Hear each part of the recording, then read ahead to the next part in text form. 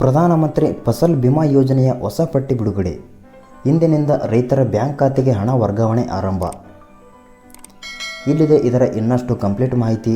ನೀವು ಚಾನಲ್ಗೆ ಹೊಸಬರಾಗಿದ್ದರೆ ಸಬ್ಸ್ಕ್ರೈಬ್ ಆಗಿ ಮತ್ತು ವಿಡಿಯೋ ಇಷ್ಟ ಆದರೆ ಲೈಕ್ ಮಾಡಿ.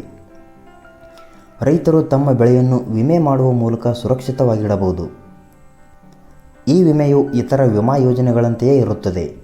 ಇದರಲ್ಲಿ ರೈತರು ಸಹ ಪ್ರೀಮಿಯಂ ಪಾವತಿಸಬೇಕಾಗುತ್ತದೆ ಮತ್ತು ಬೆಳೆಯನ್ನು ವಿಮೆ ಮಾಡಬೇಕಾಗುತ್ತದೆ. ಆದಾಗ್ಯೂ ಈ ಪ್ರೀಮಿಯಂ ತುಂಬ ಕಡಿಮೆ ಮತ್ತು ಬೆಳೆ ನಷ್ಟಕ್ಕೆ ಸರ್ಕಾರವು ಹಣವನ್ನು ನೀಡುತ್ತದೆ. ಅದನ್ನು ಪಡೆಯುವುದು ಹೇಗೆ ಎಂಬುದನ್ನು ಈ ವಿಡಿಯೋದಲ್ಲಿ ತಿಳಿಸಿಕೊಡುತ್ತೇವೆ. 2023ರ ಅಡಿಯಲ್ಲಿ ರೈತರಿಗೆ ಬೆಳೆ ನಷ್ಟದಿಂದಾಗಿ ಕೇಂದ್ರ ಸರ್ಕಾರವು ಈ ಯೋಜನೆಯಡಿ 4 ಕೋಟಿ ರೈತರಿಗೆ ನೆರವು ನೀಡಿದೆ. ಮಾಹಿತಿಗಾಗಿ ಇತ್ತೀಚೆಗೆ ಘೋಷಿಸಿದ ಬಜೆಟ್ನಡಿಯಲ್ಲಿ ಕೇಂದ್ರ ಸರ್ಕಾರವು 2024ನೇ ಸಾಲಿಗೆ ರೈತರ ಬೆಳೆ ವಿಮೆಗಾಗಿ 13,623 ಕೋಟಿ ರೂಪಾಯಿಗಳನ್ನು ನಿಗದಿಪಡಿಸಿದೆ ಮತ್ತು ಇಲ್ಲಿಯವರೆಗೆ ಒಟ್ಟು 4 ಕೋಟಿ ರೈತರು ಈ ಯೋಜನೆಯಡಿ ನೋಂದಾಯಿಸಿಕೊಂಡಿದ್ದಾರೆ. ಬೆಳೆ ವಿಮಾ ಯೋಜನೆಯ ಸಹಾಯದಿಂದ 2023ರಲ್ಲಿ ಬೆಳೆ ನಷ್ಟದಿಂದಾಗಿ ರೈತರು ಸರ್ಕಾರದಿಂದ ಆರ್ಥಿಕ ಸಹಾಯವನ್ನು ಪಡೆದರು. ಇದರಲ್ಲಿ ರೈತರಿಗೆ ದೇಶ ಮತ್ತು ಜಗತ್ತಿಗೆ ಬೆಳೆಗಳನ್ನು ಉತ್ಪಾದಿಸಲು ಸಹಾಯ ಮಾಡಲಾಯಿತು. ಅಂಕಿಅಂಶಗಳ ಬಗ್ಗೆ ಮಾತನಾಡುವುದಾದರೆ, ಬೆಳೆ ವಿಮಾ ಯೋಜನೆ ವ್ಯಾಪ್ತಿಗೆ ಅರ್ಹತೆ. ಷೇರುದಾರರು ಮತ್ತು ಗೇಣಿದಾರ ರೈತರು ಸೇರಿದಂತೆ ಭಾರತದಲ್ಲಿ ಬೆಳೆ ವಿಮಾ ಯೋಜನೆಗಳನ್ನು ತೆಗೆದುಕೊಳ್ಳಲು ಎಲ್ಲ ರೈತರು ಅರ್ಹರಾಗಿದ್ದಾರೆ. ಆದಾಗ್ಯೂ ಅವರ ಯೋಜನೆಗಳ ಅಡಿಯಲ್ಲಿ ಒದಗಿಸಲಾದ ಅಧಿಸೂಚಿತ ಪ್ರದೇಶದಲ್ಲಿ ಅಧಿಸೂಚಿತ ಬೆಳೆಗಳನ್ನು ಬೆಳೆಯಬೇಕಾಗಿದೆ. ಪ್ರಧಾನಮಂತ್ರಿ ಫಸಲ್ ಬಿಮಾ ಯೋಜನೆಯ ಹೊಸ ಪಟ್ಟಿ ಇಲ್ಲಿದೆ. 2023ರಲ್ಲಿ ನೈಸರ್ಗಿಕ ವಿಪತ್ತಿನಿಂದಾಗಿ ಅನೇಕ ರೈತರ ಬೆಳೆಗಳು ಭಾರೀ ಹಾನಿಗೊಳಗಾಗಿವೆ. ಇದಕ್ಕಾಗಿ ಕೇಂದ್ರ ಸರ್ಕಾರವು ಪ್ರಧಾನಮಂತ್ರಿ ಬೆಳೆ ವಿಮಾ ಯೋಜನೆಯ ಮೊತ್ತವನ್ನು ಡಿಬಿಟಿ ಮೂಲಕ ರೈತರ ಖಾತೆಗೆ ಕಳುಹಿಸಲು ಪ್ರಾರಂಭಿಸಿದೆ. ಈ ಪರಿಹಾರದ ಮೊತ್ತವನ್ನು ರೈತರ ಖಾತೆಗೆ ಕಳುಹಿಸಲು ಪ್ರಾರಂಭಿಸಲಾಗಿದೆ.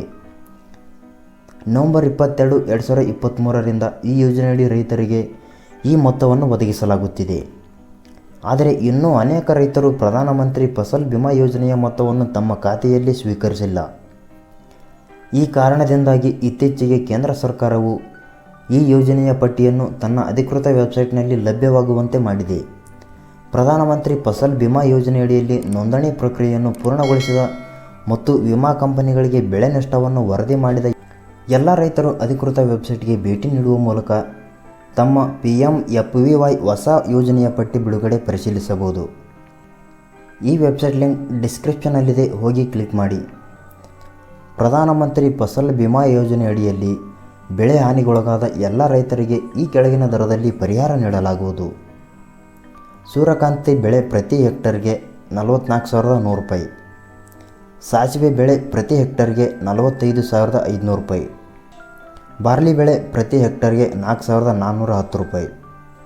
ಗೋಧಿ ಬೆಳೆ ಪ್ರತಿ ಹೆಕ್ಟರ್ಗೆ 67,500 ರೂಪಾಯಿ.